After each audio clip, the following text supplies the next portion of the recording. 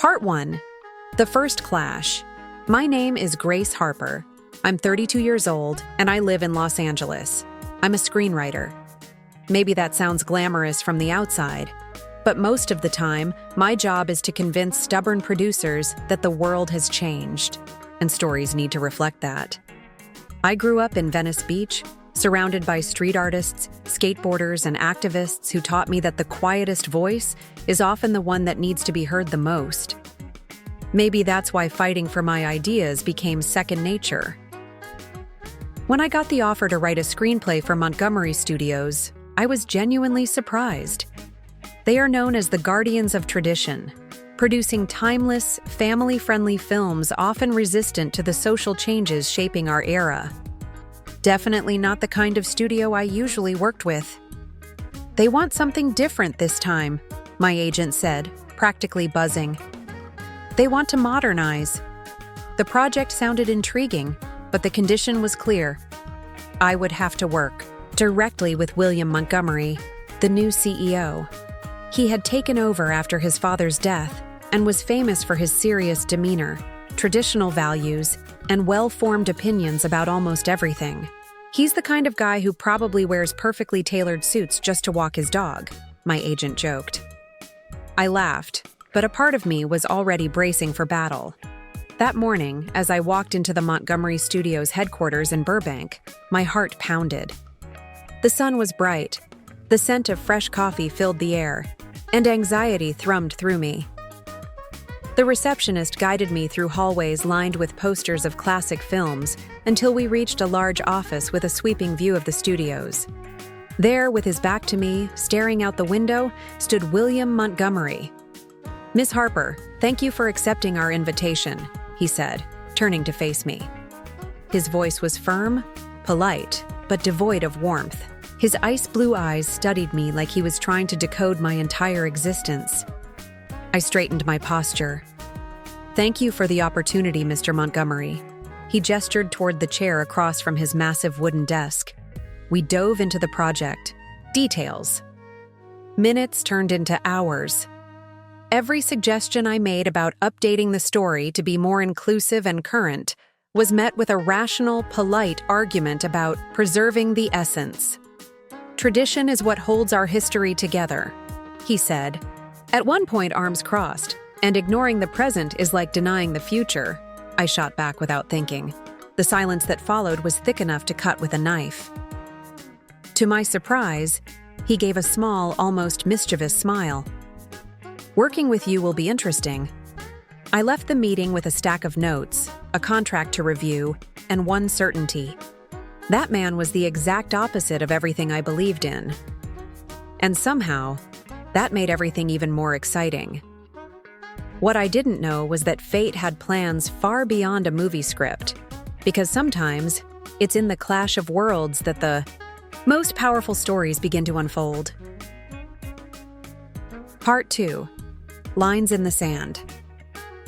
The first few weeks working with William were, in a word, exhausting.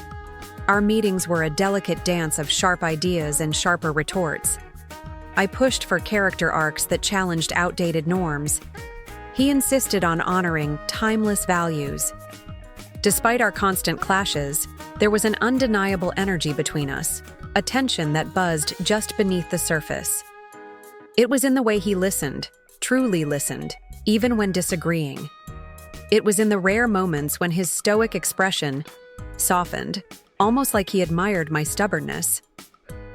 One evening, after a particularly brutal brainstorming session, I found myself still at the studio. The janitors were mopping floors, and the building had emptied out. I needed air. I walked out onto the rooftop terrace, clutching a mug of terrible coffee. And there he was. William stood near the edge, his tie loosened, his sleeves rolled up. The city lights reflected in his eyes, making him look almost human. He turned when he heard my footsteps. "Couldn't sleep either?" I joked, taking a sip from the mug. "Just needed a break from being the villain in your narrative?" he said, a small smirk tugging at his lips. I laughed, surprised by his candor. "You're not the villain, maybe the antagonist. There's a difference." We stood there in silence for a moment, the cool breeze wrapping around us. Then, out of nowhere, he said, "Why did you become a writer?"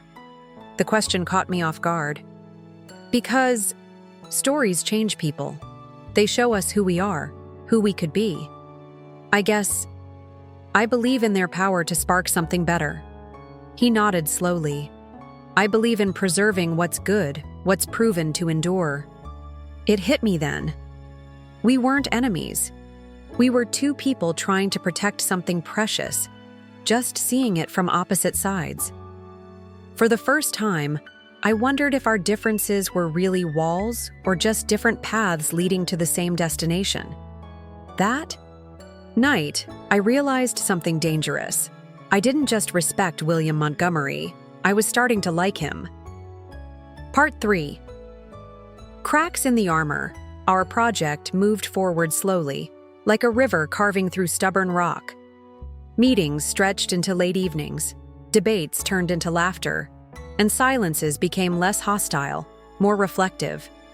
Somewhere along the way, the edges between us started to blur. One Friday night, after we wrapped a session that ended with actual agreement on a major plot point, William surprised me. "There's a little jazz club not far from here. Best live music in the city," he said almost shyly. "You should come." Maybe it was the exhaustion. Maybe it was the way his voice softened when he said it. Either way, I said yes. The club was tucked away on a quiet street, dimly lit with strings of fairy lights and filled with the hum of an upright bass. We sat at a corner table, the music wrapping around us like a secret. For the first time, we talked about things beyond scripts and characters. He told me about growing up under the shadow of his family's legacy, the pressure to be perfect. I shared stories about my mother, an activist who taught me to question everything. "You and my father would have argued all night," he said, smiling warmly. "I would have loved that," I replied. At some point, between laughter and confessions, our hands brushed. Neither of us pulled away. Later, as he walked me to my car, the air between us grew charged. I could see it in his eyes, the battle between propriety and something much more reckless. "Grace," he said, voice low, "you challenge everything I thought." I knew. I wanted to answer, but words failed me.